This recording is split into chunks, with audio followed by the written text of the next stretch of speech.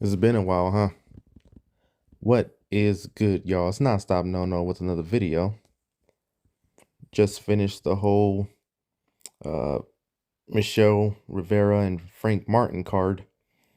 It's gonna be a quick one. Let me start off with the co-main or what have you with Jose Uzcategui and that dirty ass Russian fighter. I don't care if he's Russian or not. Same old Vladimir Russian Shinsky, whatever the fuck his name is. Let's start off with that one, okay? I didn't have a horse in that race at all. I was just watching, and yeah, they were really pushing this Shins whatever the fuck his name is, this cheat um a lot for this fight.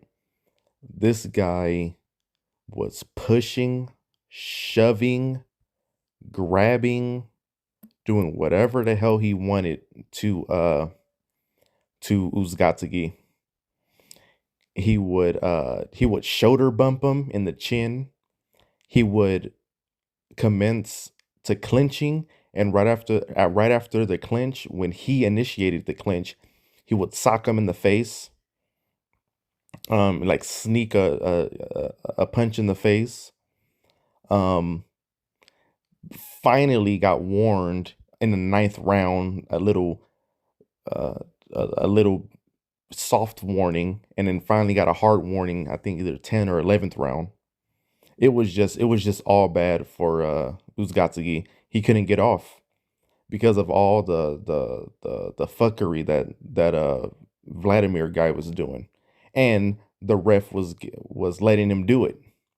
But if Uzgatsugi retaliate just a bit and try to do the same thing back, the ref would get in his face. Hey, this is a warning. You guys didn't see that? Yeah, no, y'all saw it. Y'all know what I'm talking about. And another thing too, the commentators, trash. They're seeing exactly what we're seeing, and they didn't call it out at all. So that fight was fixed. Right off the cuff, that fight was fixed. Okay. So fuck Shashinsky, whatever the fuck his name is. And I hope he gets knocked out soon. It was Gatsugi. Hope he gets another chance soon. Anyway, let's go to the main event.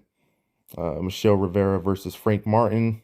Again, I didn't really have a horse in that race, but um, I was looking forward to this fight. Number 7 and 8 in the 135 uh, weight limit, going at it. Um, Two young dudes, both undefeated, don't want to lose, stuff like that. So it was an intriguing matchup to see, who could step up and fight, for a title, or these top dudes at 135. Um, First things first, when I seen the ring walk, when they were getting in the ring, Rivera, he had this nervous energy. That's the first thing that I was looking at. I was like, his body language was just nervousness.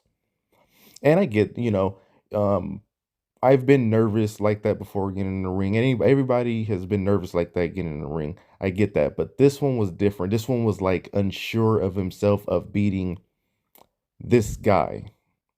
It's his first headliner, and not only that, it's first headliner fighting somebody like a Frank Martin.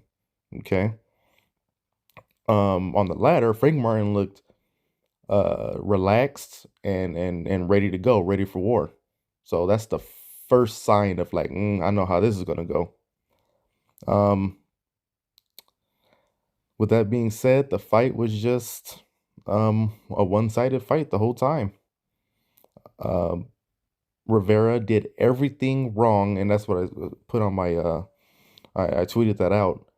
Rivera showed you uh exactly what not to do when you fight a southpaw. He was moving to his right, which you don't want to do because you're going into that southpaw's left hand, his strong hand. He was dipping to his right. Again, you don't want to do because you're dipping into the southpaw's right hand. Um, he wouldn't keep his fight outside. He would always keep it inside. So his foot position, his movement, him dipping, everything was just all wrong. And all he had for Frank Martin was a straight right from time to time that would get in. Other than that, he had nothing for dude. Um, Frank Martin did what he want, when he wanted to, how he wanted to. He had first off, Frank Martin was sharp, very very sharp. Warmed up, ready to go, relaxed at the same time. Um, he followed directions from his corner from Derrick James.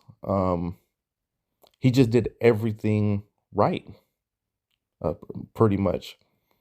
And I mean, it was easy when again when a guy is like Frank, not Frank, but like Michelle Rivera is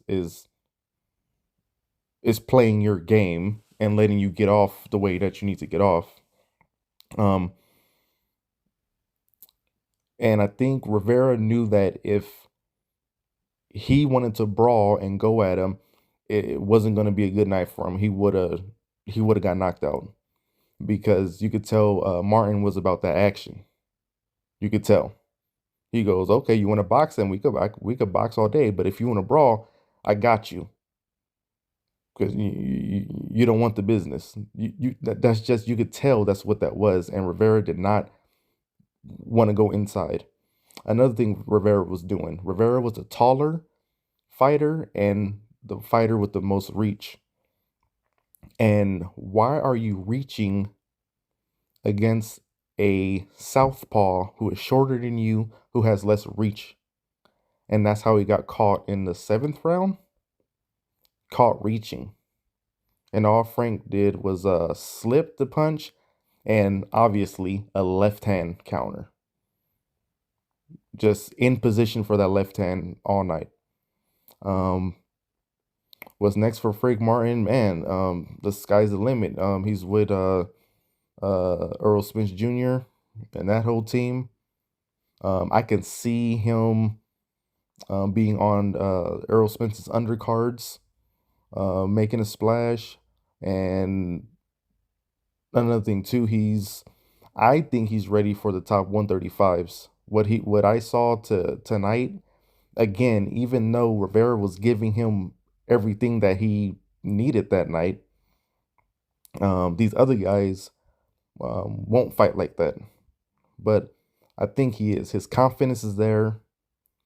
His belief in himself is there, and that dog that you need to be in that ring, that dog to be like, you know what, hey, it's go time, and you're not, afraid of nothing.